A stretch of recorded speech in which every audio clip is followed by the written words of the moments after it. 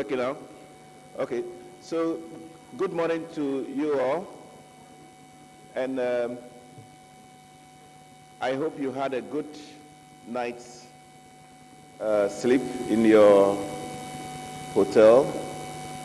And I hope you are enjoying Ghana so far.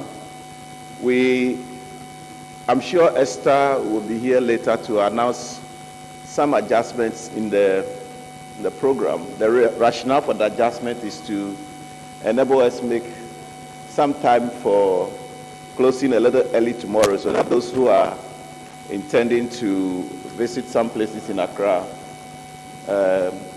can do so. So hopefully when Esther is here, she will be telling us more about what the adjustment will be. But for now, we already are about 20 minutes behind time as far as the starting time is concerned. And this morning, the program is expected to begin with some recap from our rapporteurs, or those who acted as rapporteurs for yesterday's events. And so I don't know if you are ready already. Ramola and Nkumbu and is it Marty? Not here? All right. Okay, so I'm sure two of you can actually do a recap for us briefly, and then we can move on to the next section thereafter. If you are ready, you could kindly come, and then we can start from there.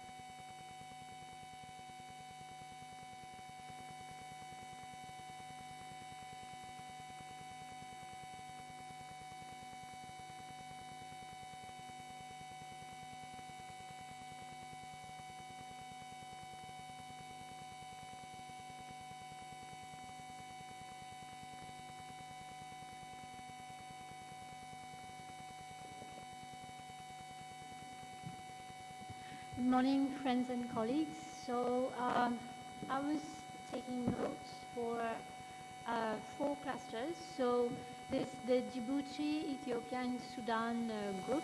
So I just picked up some of the main highlights. For example, it was mentioned that Ethiopia was not colonized, but nonetheless, social policy was similar to the other countries in the cluster, despite not being colonized. What came out also was the fact that policy influenced by external bodies, the high level of inequality that emerged, and what was common across the cluster was that the patriarchal system remained in East Africa, and gender inequity, which is still problematic. There is a need for social service and capacity development to tackle COVID-19. Moving on to the Kenya, Rwanda, Uganda, and Tanzania cluster. So here, some of the key points, the fact that colonial policies were unfavorable to the natives and local people, especially in terms of access to services and policies emerging from services. There was also a semblance of gender equality. For example, it was mentioned that schooling was extended to girls, but this was a select group of girls from the elite. There was ethnic segregation among students in Rwanda. So colleagues in this cluster did pick up on these intersectional issues that came up. They spoke about the limitations of existing social policies in addressing gender-based inequalities in these countries, which worsened during the COVID-19 crisis, and the fact that broader challenges still remain. And these are sort of worsened by cultural norms and patriarchy, which remain entrenched in the different countries. Colleagues mentioned on the importance of capitalizing on gender-responsive budgeting and the significance of the regional and sub-regional development agenda, and the need to consider gender dimensions. They also spoke about the importance or the need to increase budgetary allocation to gender issues and gender-sensitive policies. For the Tunisia, Egypt, and Morocco group, so here it was mentioned that most policies were formulated in the post-independence period. This was a time of reconstruction, and priority was given to education as well as employment creation. But what came up was like these policies, whether it was education and employment creation, it was done at the extent of productivity and eventually was unsustainable for the state. In Morocco, for example, agricultural land was distributed for people to cultivate, but eventually these policies were not transformative as productivity was not considered, and they were not sustainable. So what comes up here was the need to factor in the productivity element with regard to policy making, even social policy making. And with the neoliberal policy, there is insufficient coverage of social policy, which worsened during the COVID-19 crisis. Moving on to the South Africa, Mauritius, and Zambia group. So here what also came up was the fact that nationalist ideologies were there in the early post-colonial period, and with SAP, structural adjustment policies, the effects on the different countries, and the one that was different was the Mauritian case study, which resisted IMF pressures to curtail welfare spending. So what came up also was the enduring intersection of gender, ideational processes, and social policy, and the fact that women face labor market constraints. So even in this group, patriarchal culture remains strong, and it undermines the transformative effects of social policy for women. And there is a mainstream conceptualization of social policy in these countries. Moving on to the discussion section, what came up was there were many similarities in the clusters that were discussed, especially the inequalities and inequities of colonialism and how social policies tried to address these, but the effects were undermined by structural adjustment programs, and which were repressive, especially the privatization, which led to further inequalities. There has been pressure which was extended to changing gender norms in different countries, but these were context specific, and the history of different countries had specific implications. So external forces were also strong in terms of importing their ideologies, needs, and also curtailing some of the progress made in these countries. So there is this external element which comes in to influence and impact on the effects of policies. So one important question that was asked is whether just giving access to services is enough, or we need to look at also look at what is the outcome of these policies and access to services. It is important to focus on quality of services as well. Are the effects of these policies trickling down to the most needy? When it comes to social policy and gender, what does it take to have a gender equitable outcome? Issues around norms, especially transformative social norms, need to come up more strongly. We might need laws in addition to social policy to bring out transformative change, especially towards gender equity. And it was also mentioned the need to have an intersectional approach to consider diversity and difference, because all women are not in the same basket and category, and there might be specific experiences depending on whether it's class, education, ethnicity, etc. And how do policies affect different women? The need to consider disability, the gender and disability element. And also the need to look at the care issue and who shoulders the care burden, and this came up or worsened during COVID. And it is known that with patriarchal culture, a lot of the care burden falls on women.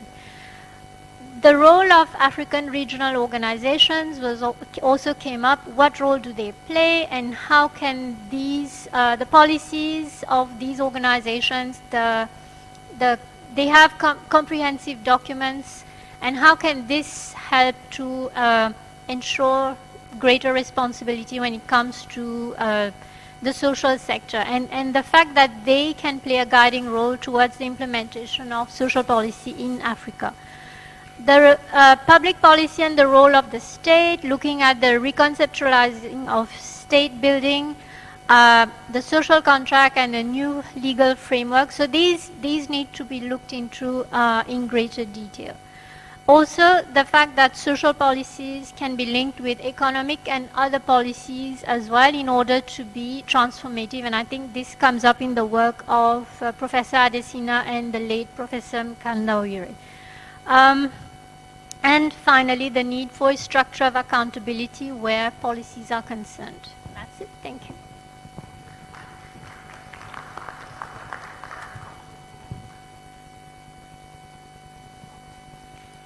Good morning. I was taking notes for 3 clusters. That's Ghana and Nigeria, Cape Verde, Guinea-Bissau, Mozambique and Angola, Sierra Leone, Guinea and Liberia. So all the 3 clusters presented their findings and some similarities with regards to periodization, ideologies, and colonial legacies were noted. I'm just going to give a summary of the key highlights. One thing that was noted is that social policy was not as dominant as economic policy in the past, and that there has been a deepening influence of global development partners and global development discourse in social policy making. And in addition, social policy still follows a neoliberal economic agenda. Some of the colonial legacies that were highlighted in the 3 clusters include persistent inequalities, the rural-urban divide, deficient labor policies, aversion to the informal economy, and inability or unwillingness to realize universal coverage of health, education, and social protection. And some of the presentations also went further to highlight what has been good about social policy making.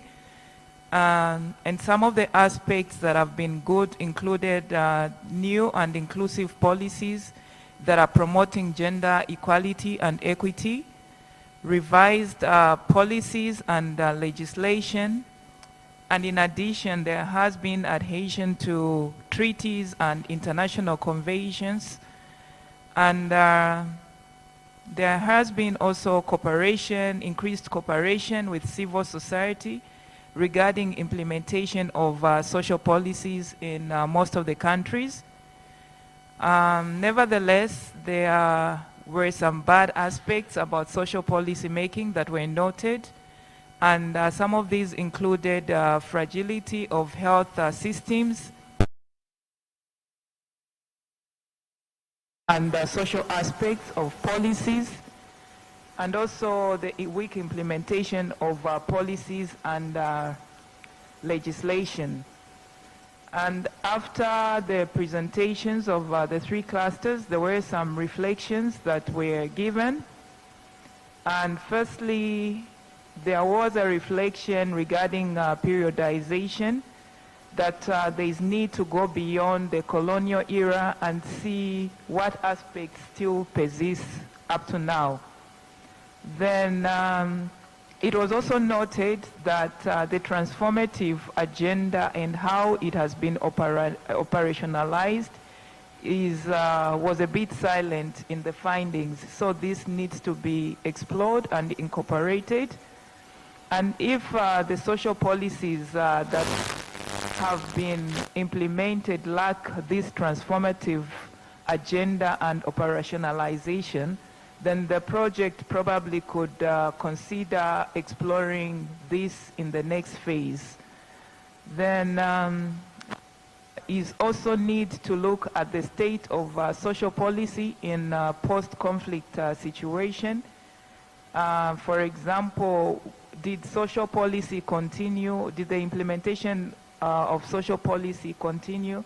And if so, how was it implemented?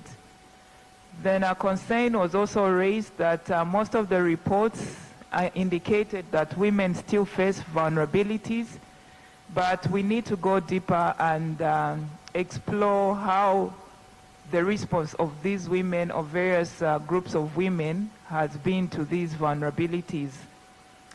And it was also noted that there has been an expansion of global partners in social policy, but what is missing in the report is whether this expansion has actually resulted in the in gender transformation. So there is need to explore this aspect. Then one of the key questions also that was raised is if agriculture in Africa can contribute to social transformation. And it was concluded that since most of the population in Africa rely on agriculture for their livelihood, this is actually key for social transformation. Then apart from that, it was also noted that we should pay attention to the intersectoral issues in our reports, and also pay attention to the issue of care and unpaid work in the analysis of our reports. Thank you.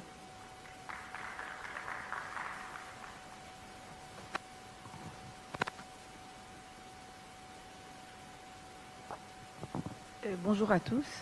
Alors moi je fais les fait dans le premier panel, le groupe 1, qui était composé du Bénin, du Burkina Faso et de la Côte d'Ivoire. Le deuxième, quant à lui, était représenté par le Mali, la Mauritanie et le Sénégal. Et le troisième et dernier groupe était formé du Cameroun, la RDC Congo et du Gabon. Donc le premier cluster a axé sur comprendre en fait des trajectoires et l'histoire de la politique sociale du Bénin, du Burkina Faso et de la Côte d'Ivoire. Et pour ce faire, donc, ils ont identifié 5 grandes périodes. La période coloniale de 1900 à 1960 et des 5 autres coloniales. Ce qu'il faut retenir à la période coloniale, c'est que ici on va se rendre compte que les politiques n'existent pas en tant que telles parce qu'elles sont dictées par les colons. Et on s'est bien rendu compte que les rares politiques sociales qu'on met en place, un peu comme partout dans les autres clusters, ça va être axé sur l'éducation et la santé. Mais plus une éducation en fait ici qui est élitiste, qui va plus avoir besoin des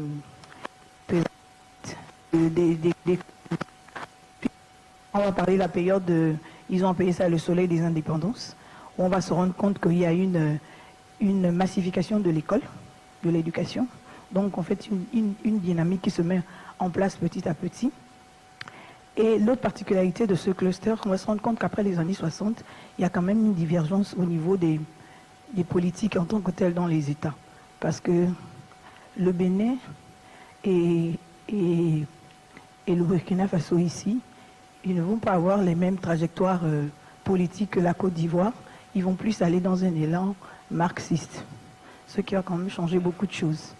Et ensuite, on va se rendre compte que dans la période des ajustements structurels, on va voir ici un délaissement de l'État qui va maintenant ici laisser la place en fait au secteur privé, dans pratiquement tous les secteurs d'activité, surtout dans l'éducation. Ce qui va faire en sorte qu'il y a une baisse en fait ici des politiques sociales. Ensuite, dans les années 2000, il y a un élan qui revient où à nouveau les États vont mettre en place des politiques sociales un peu centrées sur tous les domaines. Ce qu'il faut retenir ici, c'est que beaucoup d'initiatives ont été prises à l'égard des politiques sociales, mais surtout dans le secteur de l'éducation et de la santé, mais en matière d'emploi et surtout de logements sociaux, il y a quand même un grand écart qui a été constaté. Donc il n'y a pas beaucoup d'efforts. Enfin, les efforts ont été faits, mais ils n'ont pas été énormes comme ceux à l'égard, par exemple, de la santé et de l'éducation. Au niveau du deuxième cluster, ici, qui parlait du Sénégal, de la Mauritanie et du Mali, on va se rendre compte que c'est pratiquement, en fait, un peu les mêmes trajectoires. Au niveau de la période coloniale, ici, c'est les colons qui vont mettre en place, en fait, les politiques sociales plus axées, ici encore, sur l'éducation et la santé. Et qu'au niveau des années 60, quand on arrive aux indépendances, en fait, il n'y a pas de rupture en tant que telle dans les politiques sociales parce que les nouveaux États indépendants ici vont un peu faire une continuité des politiques coloniales. Et on va trouver, il y a également ici une massification de l'école. Une massification de l'école, mais il y a une particularité au niveau du Sénégal quand même.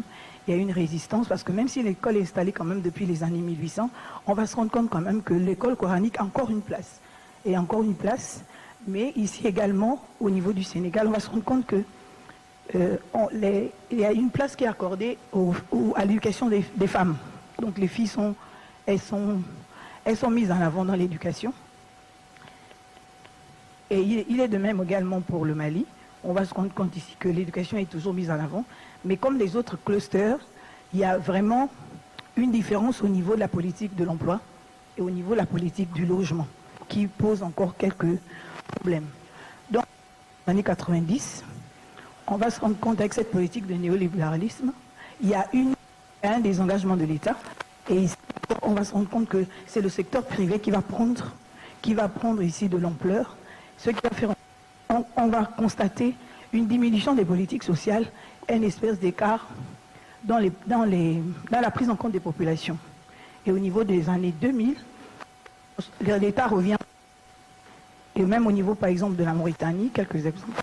C'est-à-dire qu'on encourage, par exemple, les écoles, ils appellent ça les ZEP, les écoles d'éducation prioritaire, par exemple, au niveau des régions reculées, les régions rurales, où il y a très peu de structures, en fait, d'État comme les écoles. On va essayer de prioriser ces régions-là. Mais là encore, on va se rendre compte qu'au niveau des politiques sociales, c'est toujours la faiblesse au niveau des logements et au niveau de l'emploi. Et encore ici, on va se rendre compte au niveau des politiques sociales genrées. Ici, les femmes, au niveau de l'entrepreneuriat, n'ont pas encore pris beaucoup d'espace, contrairement aux hommes. Au niveau du troisième cluster, ici, au niveau du Gabon, de la RDC Congo et du Cameroun, c'est pratiquement les mêmes conclusions ici. La question ici qui avait été posée, c'était de savoir si les politiques sociales ont-elles significativement contribué à la promotion de l'équité de genre et aux transformations socio-économiques en Afrique centrale. Donc le Cameroun, la RDC Congo et le Gabon, de l'époque coloniale à l'ère du Covid. Et on voulait savoir également si l'ensemble de ces évolutions conceptuelles et opérationnelles des politiques sociales ont impulsé une réduction significative des inégalités de genre et de véritables transformations socio-économiques en Afrique. Donc, pour ce faire, le groupe a rappelé un peu les méthodes et les démarches de recherche pour mener le travail à terme. Et un tableau avait été retenu, où on va se rendre compte ici, par exemple, qu'à l'ère coloniale, donc de 40 à 60, ici, on va parler d'une politique sociale extravertie au service de l'exploitation des colonies, un peu comme dans les deux autres clusters. On va au niveau des trajectoires des politiques sociales du genre.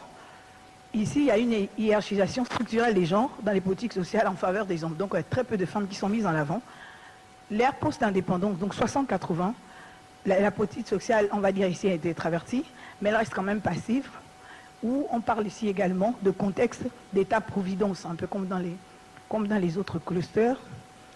Donc, et puis, les politiques sociales, ici, vont être budgétivores. Ça va demander énormément d'investissements financiers. Et encore ici, au niveau du genre, on va se rendre compte qu'il y a une très forte discrimination des femmes parce qu'elles ne sont pas toujours mises en avant. Et ensuite, à l'ère des crises de l'ajustement structurelle donc de 80 à 2000, l'État ici va se désengager, un peu comme dans les autres clusters, et on va parler des faillites de politique sociale, parce que là encore, elles sont budgétivores. Donc l'État se dégage petit, et les femmes toujours ne sont pas toujours mises en avant. Donc l'époque de l'ère post-ajustement, donc 2019, on va se rendre compte que les politiques sociales ici sont... Donc il y a une résurgence des politiques sociales. Et on va se rendre compte ici que les politiques sociales finalement vont être perçues comme un levier de développement. Et ici, on va voir un effort de hiérarchisation des genres. On va voir une légère réduction des inégalités des genres et des discriminations envers les femmes. Et à l'ère du Covid ici, l'ère du Covid va montrer un peu ici les défaillances en fait de tous les États qui n'ont pas mis en avant finalement leur politique sociale. Et la politique sociale va être au centre de toutes les préoccupations de tous les États. Et donc on va parler d'émergence et d'amélioration de la perception de l'utilité et même de l'indispensabilité des politiques sociales comme levier de développement. Donc on revient encore ici, un peu comme dans les années 60, au niveau des indépendances, à un retour à l'État-providence, en fait, qui se rend compte que l'État ne peut pas se désengager de tout. Donc voilà à peu près l'économie de ce qui a été fait. Au niveau de remarques, donc les remarques qui ont été faites au niveau du cluster, c'était de dire, on reprochait un peu pourquoi on ne s'est pas appuyé sur les recensions, les recensions en fait de tout ce qui a été fait au niveau de la littérature sur les politiques sociales. Ça, c'est un peu les grandes critiques qui avaient été faites. Et puis qu'il y avait très peu d'exemples, en fait, qui étaient axés sur les exemples du genre. On parlait de tout, mais l'accent n'était pas toujours mis spécifiquement sur les exemples du genre, donc au niveau de l'évolution, de la prise en compte du genre. Donc, c'était les principales remarques qui avaient été faites. Je vous remercie.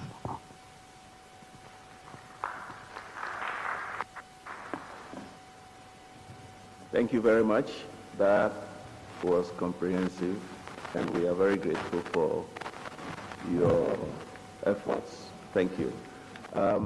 Just before you go, are there any gaps or issues? I presume no. In order for us to meet up with our time, please, you could take your seats, and then we'll proceed to the next stage of our discussion. Thank you.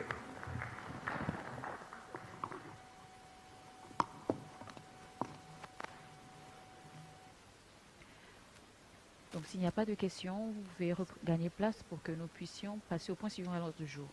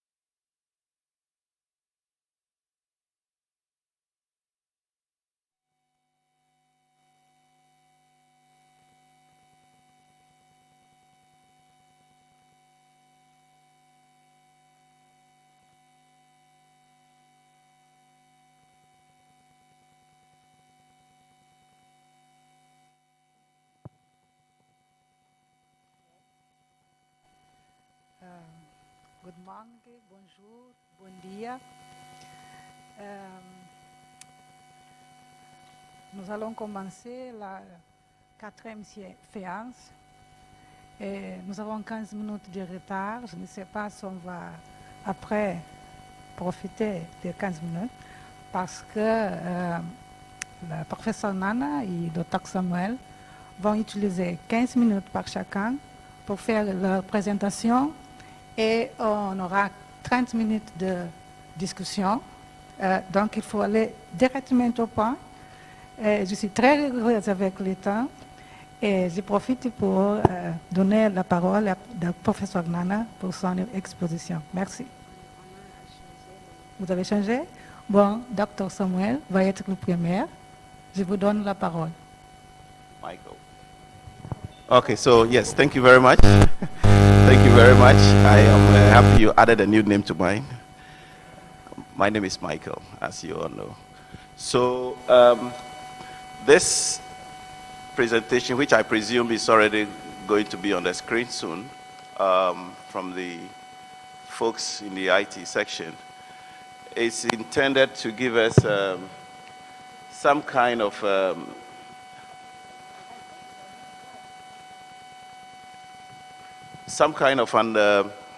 overview of what one has gleaned from the various country reports as far as healthcare is concerned. Quite a number of the real sectorial issues have been discussed in the reports yesterday.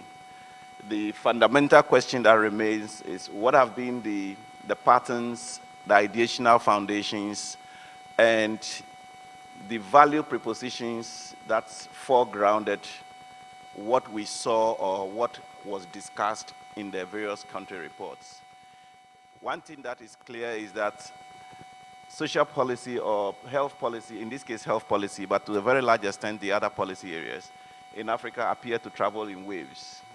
African countries move in waves, move to one direction depending on the prevailing wave or paradigm, and then they move to another. But before we get into that properly, this is the structure. This is the structure that I will follow. I promise that I will be brief. I promise that I will be brief. And each one has just one slide. In my introduction,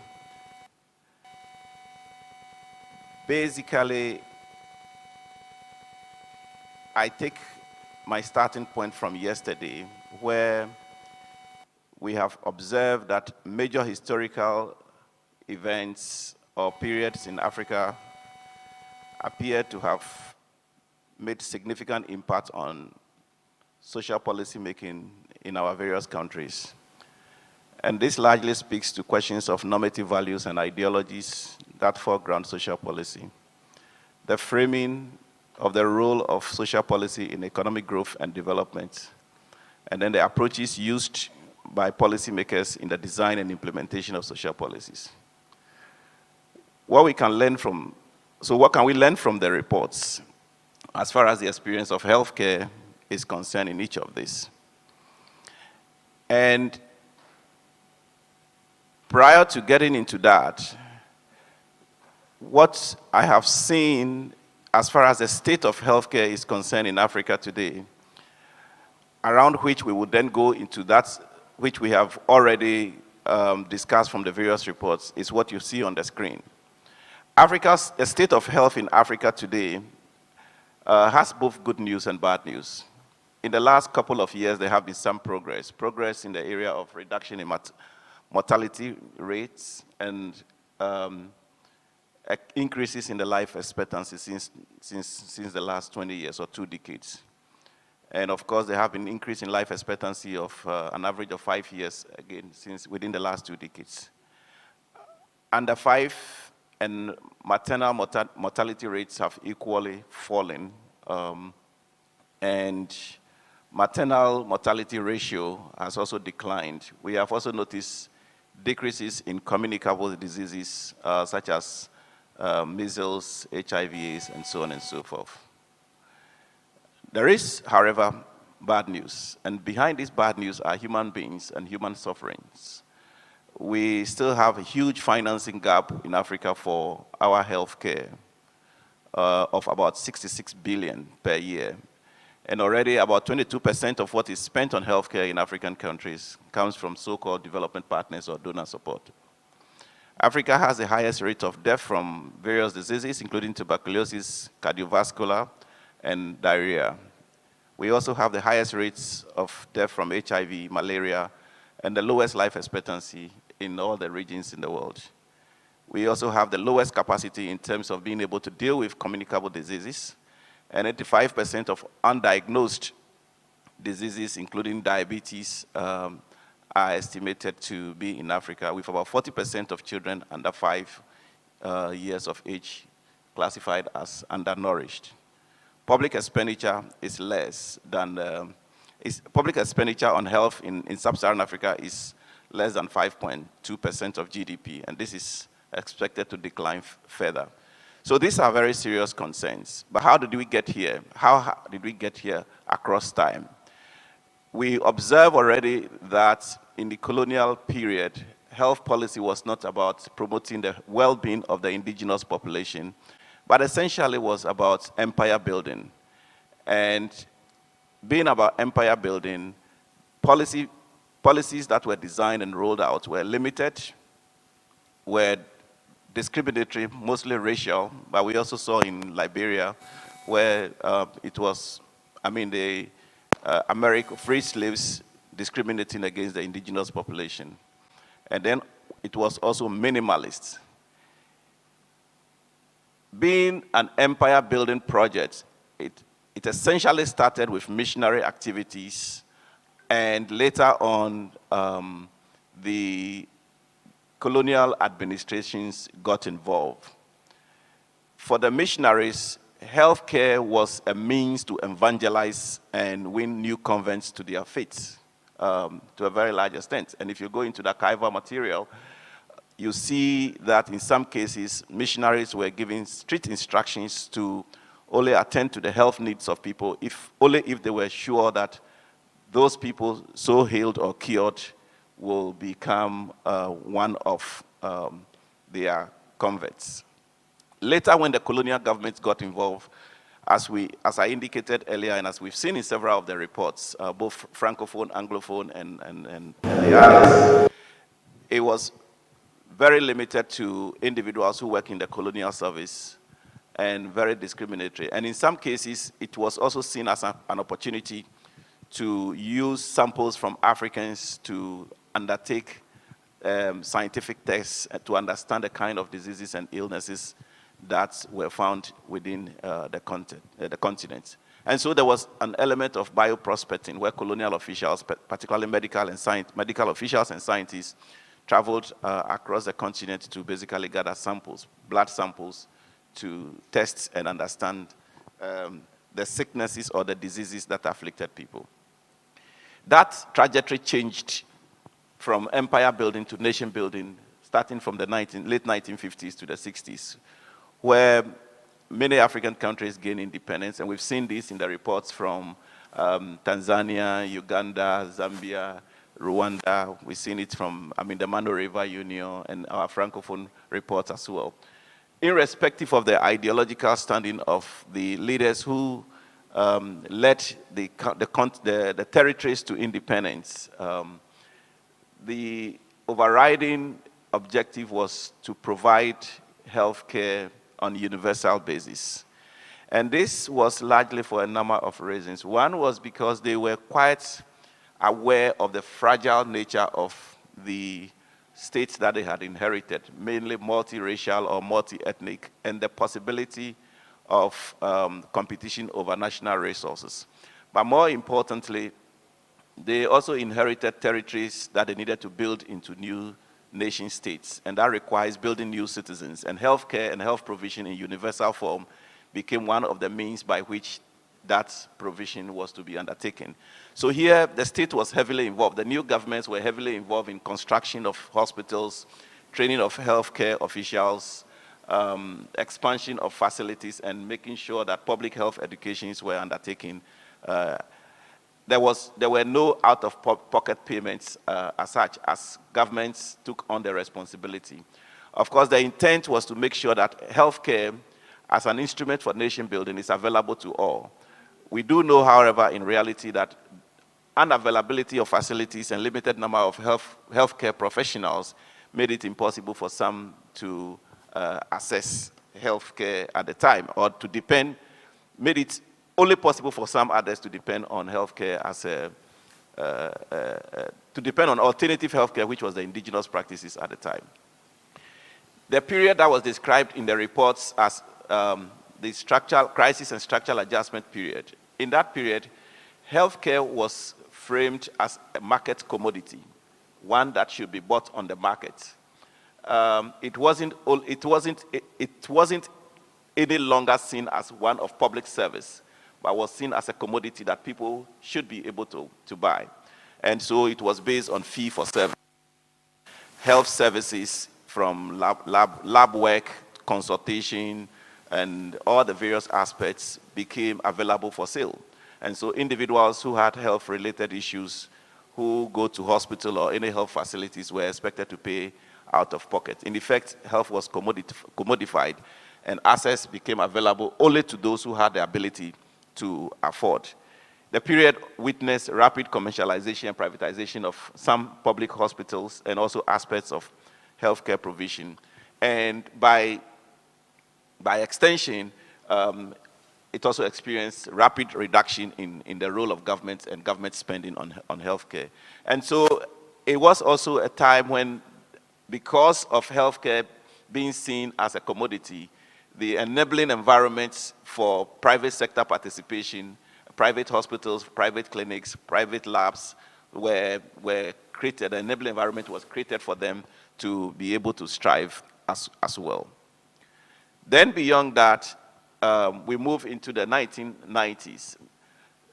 What has been happening since the 1990s was that it was recognized that the idea of health as a commodity and not as public good any longer had undermined the well-being of a large army of Africa's population, as people were not able to afford health services. And this was so because they do not have the money to be able to pay for health care. And the period, which was seen in Ghana and many other African countries as a period of cash and carry, really caused a lot of human catastrophe. And so in the 1990s, as many African countries move into the era of democratization, health became a prominent issue on the political and policy agenda for a lot of countries.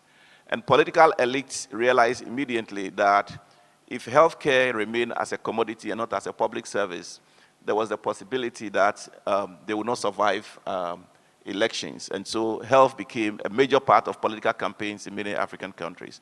That period also was one in which the ideational position of both the World Bank and the IMF and a lot of the so-called development partners had shifted from the ruthless and naked market fundamentalism to a more inclusive approach to neoliberalism. And so the neoliberal ideologies and the neoliberal philosophies continue to remain firmly on the ground, but the idea was, how do we tinkle the edges so as to allow for some space for inclusion. And so many African countries began to make shifts towards national health insurance programs. In Ghana, in Nigeria, and in Tanzania, you saw national health insurance programs coming in. The main idea was to pool resources from individual citizens and also from general tax revenues. But also underlining this was the philosophy of shared responsibility, and not necessarily one based on the state financing the healthcare as it was in the independence era. Many countries have implemented the health insurance. The reality is whether the systems are strong enough to provide access and quality health care. The experience we have seen is that the national health insurance programs in many African countries are either competing or are in a collaborative relationship with private and other forms of programs that are financing healthcare. We know in South Africa from their reports, for instance, that the National Health Insurance Program bill was passed in 2019 after having been piloted in about 10 districts, but it has since remained there. It hasn't moved forward after the bill has been passed. In Ghana, the bill was passed in 2014, has been implemented, but there is a certain duality or dichotomy. If you hold a National Health Insurance card and you visit a health facility, because of the inability of the scheme to honor its obligation to providers, providers are reluctant to accept the cards or holders of the, or to provide services to holders of the card. And that has implications for the quality of well-being and the quality of care. And this is happening in a number of Africa. So the default position in many places have become out of pocket. And yesterday I saw a report that says that a significant amount of expenditure on health in Ghana is coming, in Africa is coming out of pocket as opposed to the insurance scheme. So there is a sense in which these national health insurance programs have become more like appeasement of voters, create a situation that gives people a sense that we are actually taking care of your health care through the national health insurance programs, when in actual fact, in reality, they are unable to meet the quality, access, equity, and affordability needs of the population. In the COVID era, the structural foundation and ideational foundation of healthcare had not changed at all. What has happened in the panic of COVID was governments shifting the idea or their understanding of how to deal with the situation to one of containment. How do they contain the situation? And you could see in almost all African countries, lockdown was one of the major policies that was rolled out. But beyond lockdown were surveillance, detection, isolation, social distancing, contact tracing, and so on and so forth.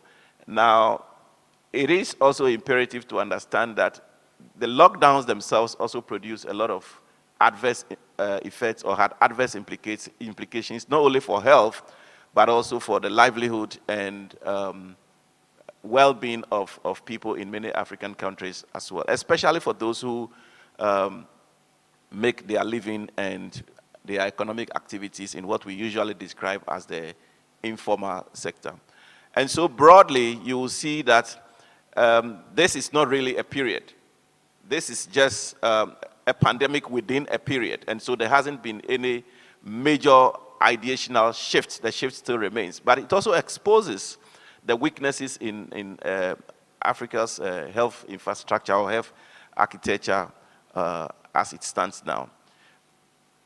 Now, these are some concluding observations from the various reports upon which this particular presentation is based. With the exception of Mauritius, that continues to maintain public financing of healthcare and education and other social services to its citizens since its independence. For most African countries, the core ideational foundation of health policies have responded more to global ideas than to solving domestic problems. We had responded to the exigencies and the needs of nation building in the early post-colonial era. We had responded to crisis and structural adjustment by implementing policies that portray health policy as a commodity on the market that should be bought. In more recent times, we have also embraced the use of health policy as an instrument for voter appeasement, and the trajectory continues.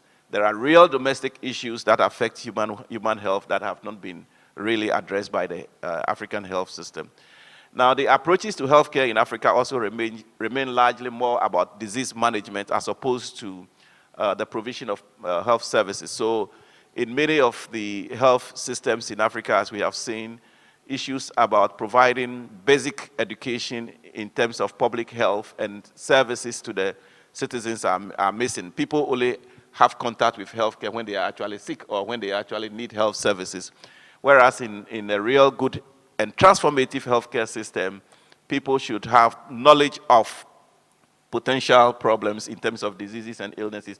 Just 2 more minutes. I can see you as you are looking at me. And then be able to deal with them as and when they occur. Now, traditional or indigenous healthcare systems appear neglected, although they continue to exist in parallel with as alternatives to modern healthcare system. And we have seen this notion of indigenous, traditional, and informal somehow lacking in the wings of the conversations that have been going on here since yesterday. I wouldn't say much about it now. We will speak about it in the next section. But clearly, there is a sense in which we continue to focus on the health services that serve the interest of just about 20-25% of the population, and where the large majority of people tend to access their health care appears to have been completely neglected. And more importantly, in this report, we have also seen that health is treated in silos like almost all the other policy areas. There is no interaction between health, for instance, and other human experiences, such as the quality of water, the nature of the environment in terms of sanitation, the nature of the educational system, the physical environment, the infrastructure, and so on and so forth. All these things have implications for health, but we haven't seen health policy, approaches to health, the drive for healthcare in Africa actually interacting or engaging these spaces. And what it means is that there is a lot of work that needs to be done if African health systems are to become truly transformative and equitable for Africans. Thank you very much.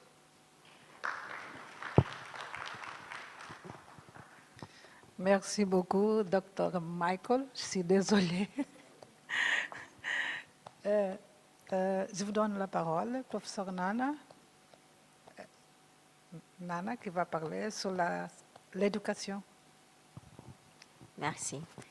Good morning, everybody. Bonjour. You'd notice that we switched the speaking order and had Michael go first because we discussed his characterization of the different periods of health and concluded that they largely also speak to education. Because if you think about it, and I'm going to show how human capital development has been the underlying motivation for educational policy. And human capital development is the development of people through education, health, and nutrition. So education and health, you will see through the periods have gone hand in hand, educational and health policy, for pretty much the same reasons. So while I'm speaking, please keep in mind that the normative approaches, the methods that he laid out for each period also apply to education. So just to quickly go over them, limited minimalist provisioning during the colonial period, at least an attempt at universal provisioning in the immediate post-independence era, fee for service under structural adjustment, and pooling of resources under post-structural adjustment periods, all pretty much speaks also to the way that education was done. So since he's laid the groundwork, it allows me to take a different tack. Not going over what he said, but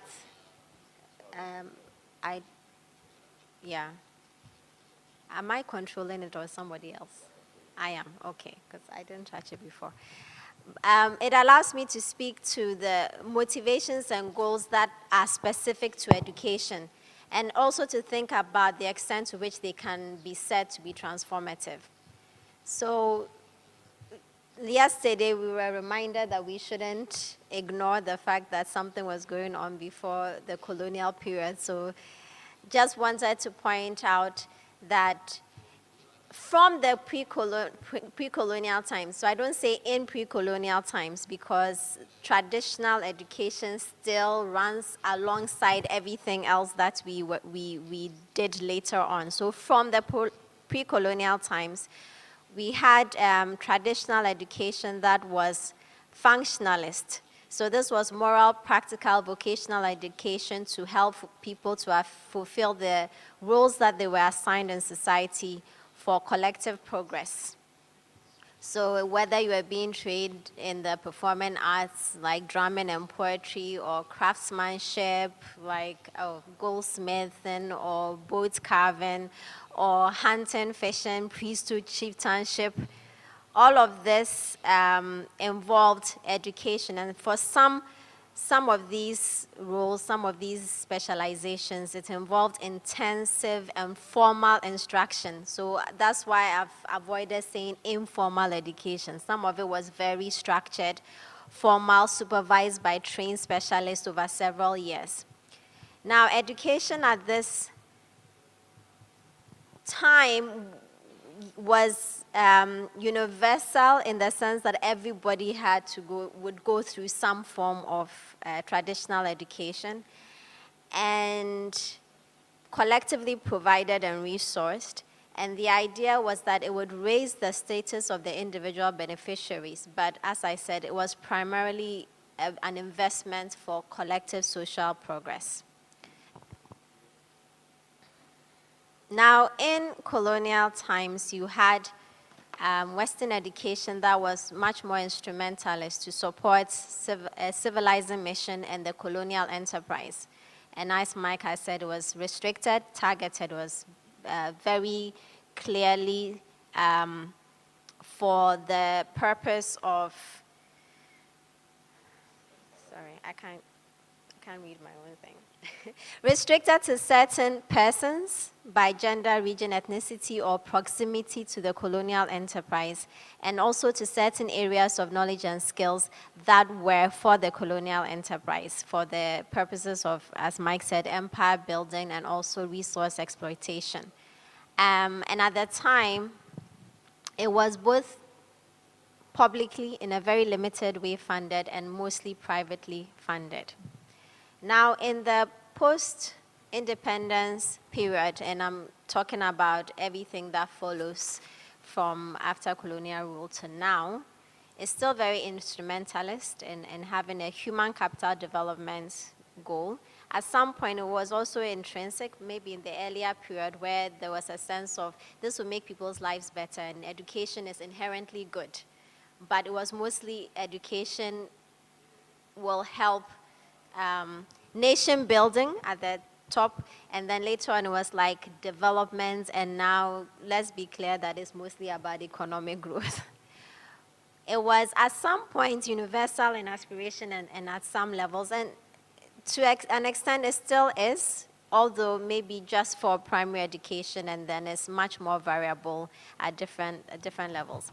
And it's publicly and privately funded, although the weight of public and private funding has obviously changed. We know that it was more publicly funded in the beginning, in immediate post-independence era, and now we've got more privatization.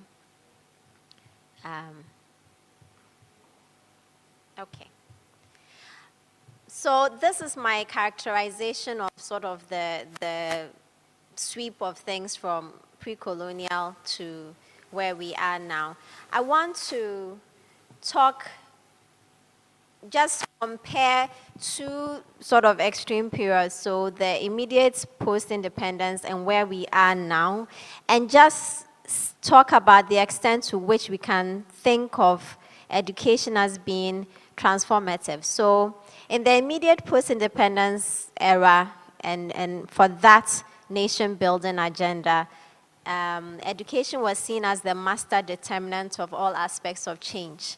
So at an individual level, education was supposed to make modern citizens, citizens who were not ignorant, not diseased, and hopefully not poor, who could be modern citizens for modern nation states.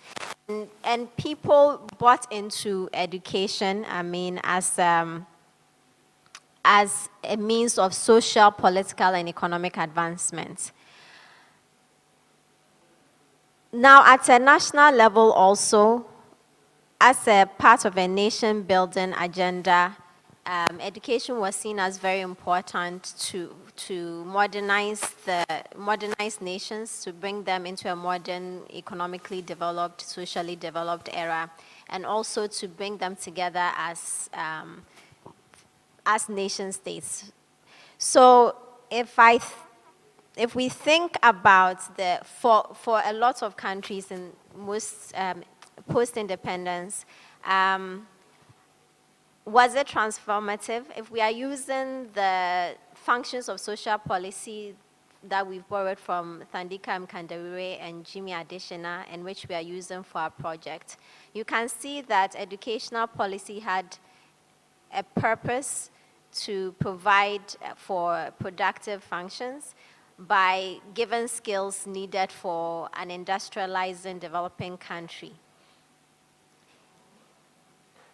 Publicly funded education could also be considered redistributive as it allowed for social mobility. It was at least at primary levels or basic education levels provided for everybody, and the idea was because education was a means to social mobility, providing it widely would try to address some of the inequalities that these countries inherited.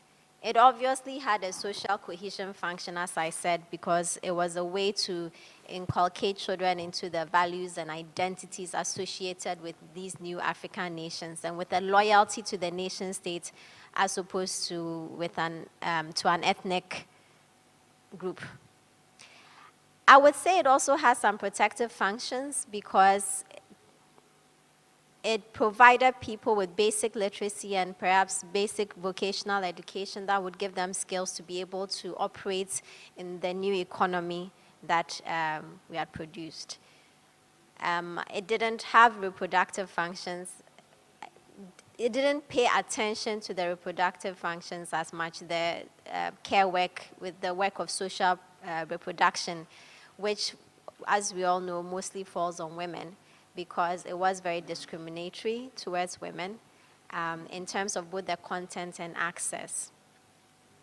Now, if we then think about the post-SAP period, you notice that in the previous slide, I had put down what education was supposed to be, the master determinant of all change. In the post-structural adjustment period, it's hard to know what the big ideology driving education is for the state when it's making policy on education. It's still human capital development, but to the well, I'll talk about it a bit more. To the extent that there isn't this big picture idea beyond economic growth, it's hard to identify that unless we just put human capital development as but to what end? That's the question. Human capital development going where? So when I look again at the question of whether it's transformative, I have the productive function there as both a check because it's clearly about human capital development. But what is the big goals or the big picture driving it? It's hard for me to see in our development policies that we have a clear sense of what we want education to be relevant for. And we are certainly not driving development or education into certain directions that we can clearly see will meet a bigger national development goal. So for instance, a lot of countries now have decided that we are going back to thinking of agriculture as the engine of growth, as the basis for our developmental transformation. But you don't see that reflected in education where we are actually driving people into these areas that might actually help a national development agenda. So I think what I'm saying is that there's a disconnect between sort of national development goals and educational policies.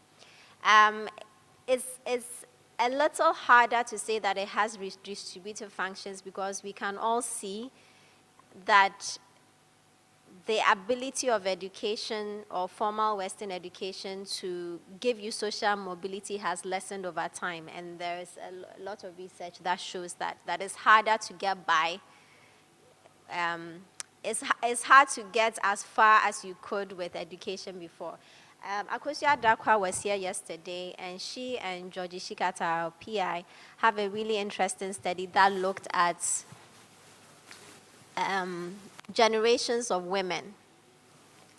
This was in Ghana. And they found that, let's say, a grandmother who had a secondary education maybe 40 years ago would have greater social mobility than her granddaughter who has a university education now. So it's harder because education has been privatized and because the labor markets and opportunities are constricted, for you to really use education as a means for redistribution and to reduce inequalities. Same thing for protection. I would argue that the social cohesion function has been pretty much lost, and we are still not doing as well with the reproductive functions. So my last slide is really there for discussion for both health and education, and also for employment, which was our third key area, which unfortunately we couldn't tackle because the technical team member who was supposed to do this could not be here.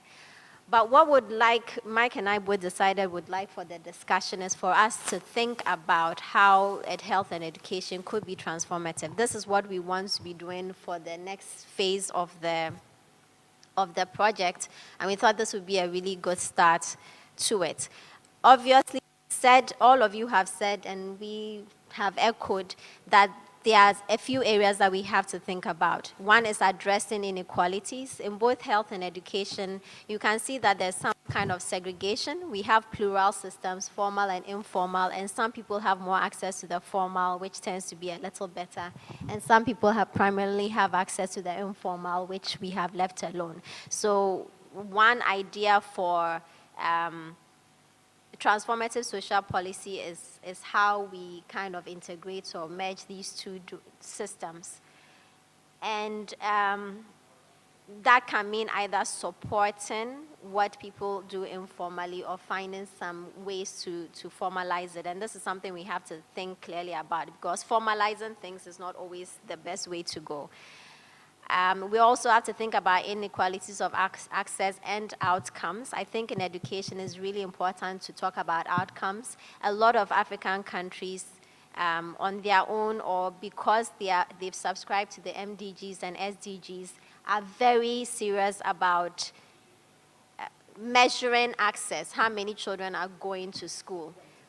Quantification, exactly. But we are not as good at seeing whether or not people finish school, whether they are able to move forward, and what the content of the education they are learning is. So inequalities of access to education and health, and also outcomes. And then I think for education in particular, we'll have to ask the bigger question of where are we going with it? We are developing what kind of human capital for what purpose? National development, economic growth they are large ideas, but what does it look like? What kind of society do we want to be, and how is education supporting the kind of society we envision? I would argue, having done research on education for a while, that we've kind of lost our way in terms of really defining the relevance of education for a specific vision of nation building. So this is me ending here and leaving room for conversation.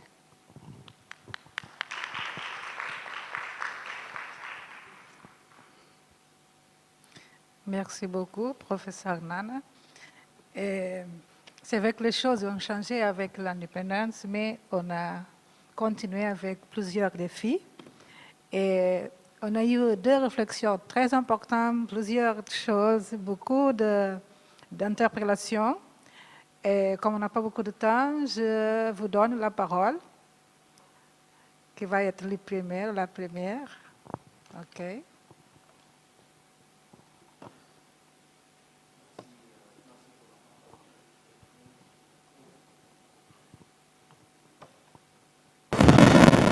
Merci pour la parole. Je remercie Michael pour sa brillante intervention. Il y a cependant quelques aspects que j'aurais bien voulu relever, puisqu'ils n'ont pas fait partie de sa communication. Et j'estime qu'il s'agit des aspects très importants concernant le secteur de la santé. Je parle de la République démocratique du Congo particulièrement, où une grande discrimination se situe en termes de transfert de personnalités à l'extérieur pour des soins de santé appropriés. Et donc, c'est un phénomène qui devient remarquable, si bien que de plus en plus, il n'y a pas que seulement des personnalités politiques, mais aussi les fonctionnaires de l'État et tous ceux qui ont un peu de moyens, désormais recours aux soins de santé dans des pays occidentaux, mais aussi de plus en plus en Inde, où les soins de santé coûtent excessivement cher. Et particulièrement si vous avez des cas un peu compliqués, il faut disposer au moins entre 20 et 40 000 $ pour une prise en charge des soins de santé.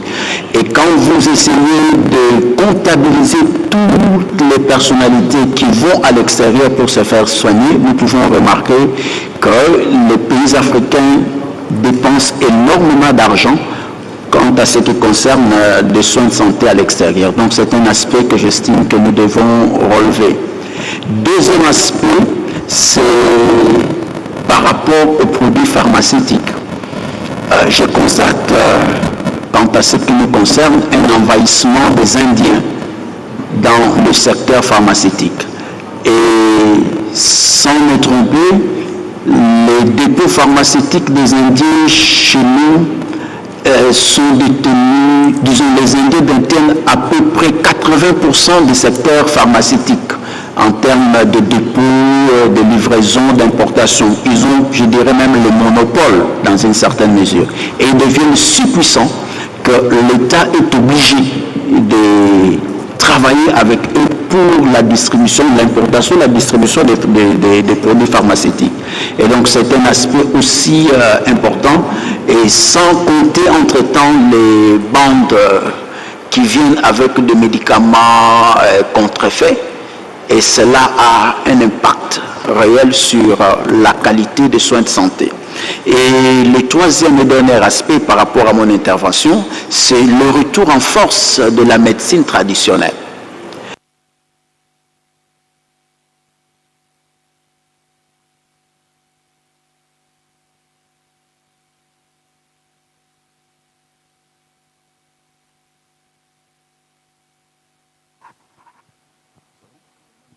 Oui, je disais, de plus en plus, il y a un retour en force de la médecine traditionnelle qui est en train de rivaliser la médecine occidentale.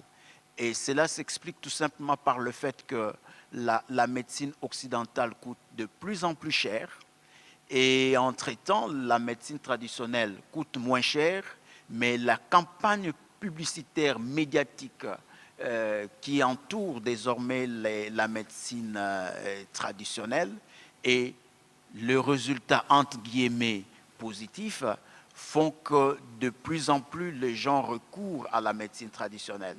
Mais celle-ci, toute proportion gardée, a certaines conséquences dès lors qu'on ne maîtrise pas particulièrement la dimension des doses, et ça entraîne malheureusement d'autres pathologies.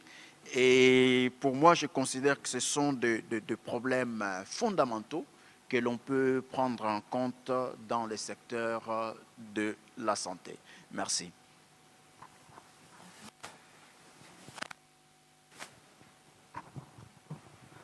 Alors, merci beaucoup. Je veux juste dire qu'on n'a que 10 minutes. Donc, je vais vous donner 6 minutes et après 4 minutes pour les conférencistes. Merci. Merci de me donner la parole. Je voudrais être vraiment bref. Et je pense que les présentations qui ont été faites montrent effectivement l'interrelation entre les secteurs. Et je voudrais dire ici, donner un témoignage. J'ai eu à travailler avec les Nations Unies, à évaluer l'impact socio-économique d'Ebola en Afrique de l'Ouest et particulièrement sur les pays de la Mano River Union. Et là, on se rend compte, quand on a fini le travail, le rapport est disponible, vous pouvez le voir, on se rend compte de l'interrelation des secteurs. Et le problème qui se pose, c'est qu'on a vu que dans les 3 pays, il y a un problème de ressources humaines. Les ressources humaines formées, l'élite s'en va, elle est à l'extérieur des pays. Donc il y a déjà les capacités en termes de ressources, il y a les problèmes d'équipement, il y a le financement. Et il y a un autre problème qui vient s'ajouter à tout ce qu'on vient de dire ici, ce sont les évacuations sanitaires. Dans les pays comme la Guinée, je crois que dans beaucoup d'autres pays, vous avez une portion importante du budget de l'État qui est consacrée à l'évacuation de l'élite. Et ça réduit de façon significative les financements pour la santé au niveau local, au niveau donc communautaire. Je pense qu'il y a, en termes de politique sociale, il faut réfléchir d'abord à réorienter, comme vous l'avez dit, les jeunes en termes de formation dans certaines catégories qui mènent à l'emploi. Il faut aussi chercher peut-être à fixer l'élite, surtout ceux qui sont bien formés en matière d'éducation et de santé, parce qu'ils sont bien formés, ils partent. Et également à pousser l'État à mettre beaucoup plus de ressources dans ces deux secteurs qui sont des secteurs vitaux. Merci. Good morning. Thank you to the presenters for the presentations on health and education. So in Africa, we see the similarities in policies, in health policies and education policies. However, in the Manu River Union countries, especially Sierra Leone and Liberia, we saw the impact of the war on how access to health and education, the changes. So during the pre-colonial and colonial eras, we noticed how the indigenous people practiced traditional health and traditional education. In Liberia, we call traditional education bush schools. And that is where the men have training in survival and home, how to take care of the home economics. And the women, the women of the home economics and care. And for health, we saw traditional birth attendants, traditional health care. That was among the indigenous people who never had access to formal health and formal education. So after the civil crisis, we saw an influx of donors. They came in with their formal healthcare practices, and then they realized that they could not get to the traditional people because the traditional people were used to their traditional medicine, and so they went back to training traditional birth attendants, helping them on health practices, how to improve their traditional roles, the roles they play. And that traditional practice extended to people in urban areas.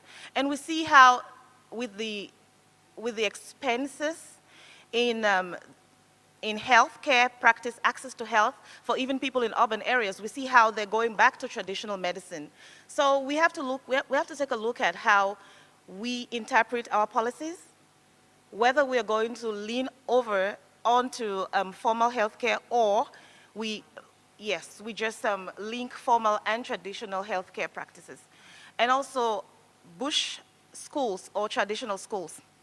Now, I wanted to ask the other African countries, did the colonialization improve the bush schools, or did they just, because in access, like yesterday, one of the countries, I think Rwanda, they were talking about access to education for girls.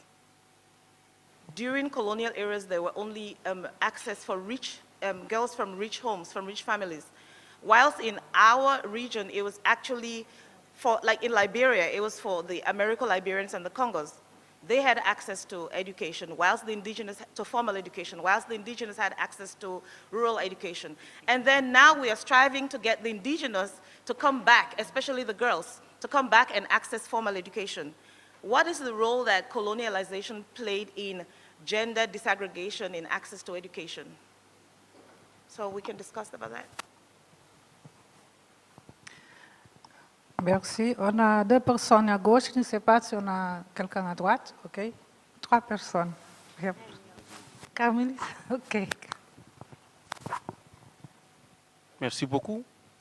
D'abord, permettez-moi de féliciter Michael et Nana pour la qualité de vos communications. Et moi, je souhaiterais juste attirer l'attention sur certains phénomènes.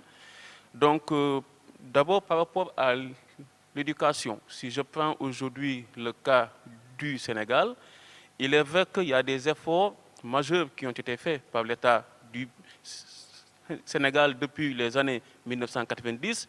Et aujourd'hui, l'éducation des filles n'est pratiquement plus un enjeu au pays, d'autant plus que les filles sont fortement scolarisées, mais il y a un autre défi, peut-être je ne sais pas si c'est le cas dans d'autres pays africains, c'est l'abandon scolaire aujourd'hui est de plus en plus masculin.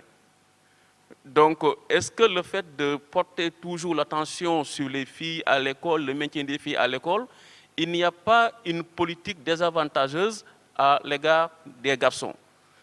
L'autre aussi, c'est que la privatisation de l'éducation en Afrique, la privatisation, oui, de plus en plus, donc dans nos États, il est constaté que c'est en fait que l'école publique, donc cède le bas aux initiatives privées, ce qui fait que cette école-là, surtout un enseignement de qualité, n'est pas à la portée de toutes les familles, surtout les familles modestes, pauvres. Ceci, à mon avis aussi, est un véritable défi aujourd'hui pour le continent. L'autre maintenant, c'est par rapport également à tous ces efforts que nos États font sur les politiques sociales, notamment la santé. Moi, je me pose parfois des questions sur leur efficacité. Prenons le cas du Sénégal, où de manière officielle, encore une fois, et il est dit que la dialyse elle est gratuite au Sénégal. Mais quand même, au-delà de ce discours politique officiel, mais dans les faits, c'est quoi? C'est que pour accéder à ce traitement médical, il est extrêmement difficile pour beaucoup de Sénégalais qui ont des insuffisances rénales. Ce qui fait que beaucoup sont soit obligés d'aller se soigner dans des structures privées, ou malheureusement, d'autres vont attendre leur place, autrement dit, en fait, parce qu'il y a peu de places, peu de lits par rapport au nombre de malades qui sont au pays, ce qui fait que certains vont attendre, et malheureusement vont perdre la vie avant que leur tour ne vienne. Donc tout ceci encore va poser la question pour moi de l'efficacité. Il en est pareil aussi par rapport au logement. On pouvait rester ici pendant toute la journée, mais il faut être direct.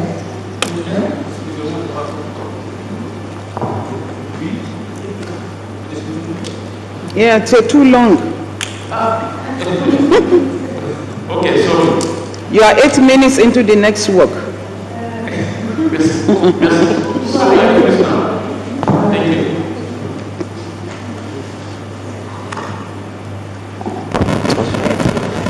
Thank you very much for the presentation. Yeah, so okay.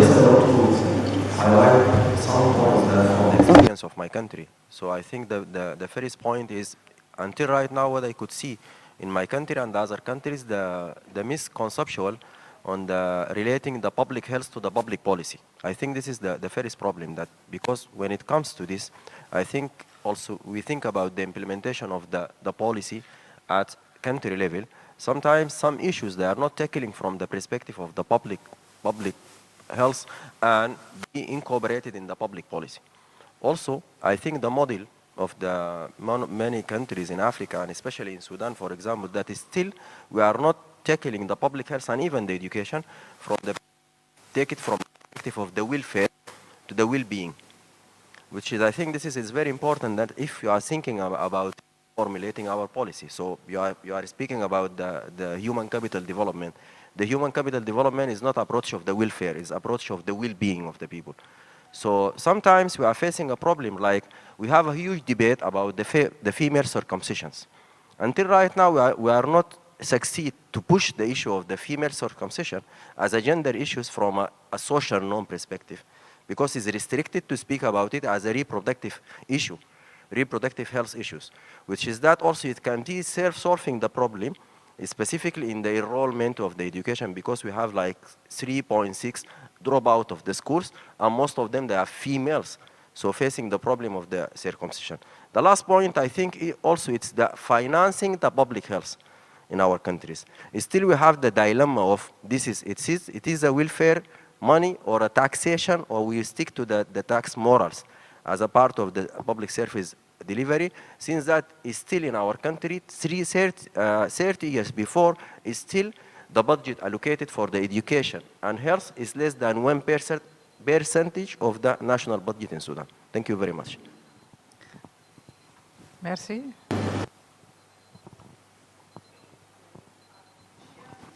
Very interesting topic, and it's like there are more people who want to make contribution. They can write and send it to Esther. It will be given to the group to implement some of these suggestions. Because your time is up 10 minutes ago.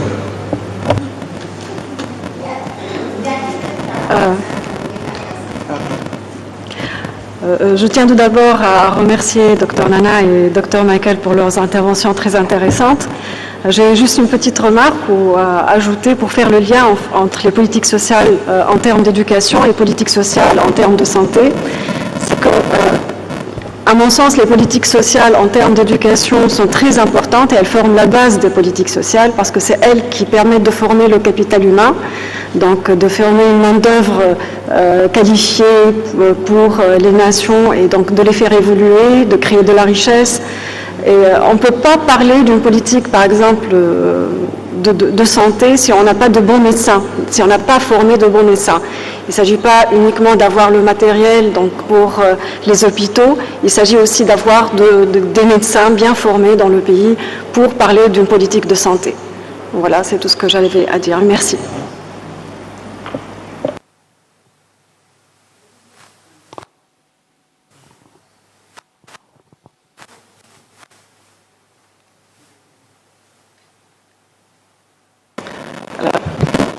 Can you hear me?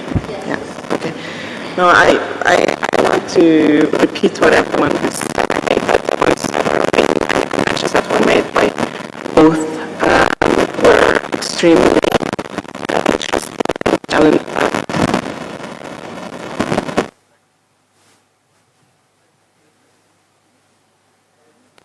Thought-provoking. I have sort of a comment question because it sort of got me thinking to you, Nana, specifically regarding education. I was thinking about a certain divorce, and I'm thinking in the context of Mozambique, there can be that there are other countries that have a similar relationship of the state and the citizen, and this preoccupation that the state has of more on production and economics, and I think we talked about this, and it has divorced itself from the citizen, and therefore what it does in terms of education, be it minimalist, be it, it's sort of a tick in the box to respond to measurements and what globally is the minimum required, and thinking less of outcomes. Which makes it so that the citizen then creates his own way of relating to the state, that it's more geared towards its community and its household. And therefore, when I think about this, production and redistribution and social cohesion, we have the state at the production level, and then we have sort of the protection and reproduction at the household and community level. And there is a divorce on this, and this makes it very difficult that we create a sort of a cohesive social policy regarding education, but I guess other sectors as well. So it got me thinking, and what are the possibilities that we can think of when we think about this is to remarry the state and the citizen in a way. So this, I think, focus on this social cohesion that relinks the state and the citizen. This is the challenge. This is the thought-provoking aspect of your interventions that have got me here. And just the last point in regards to mobility. When we think mobility, we're thinking of states, for example, post-colonial states that had huge gaps between those who were included and those who were not included. But I think we can think about now of nations that have managed to get large scores of the population included. Therefore, they have moved. But maybe right now we're not thinking of moving up but sort of guaranteeing that people stay put and do not fall back. Maybe that when we think mobility, it's in these terms that we should be thinking. Sorry. Melissa, vous avez 90 secondes pour répondre. Okay. So 80 seconds. All right. Thank you very much. I think that the observations made are very useful in many ways. And we need these kinds of observations in order to start thinking more deeply and carefully about what the best strategies will be in terms of designing the kinds of transformative social policies that will respond to the needs of African countries presently. I hear the point about the resurgence of indigenous and traditional forms of medicine returning.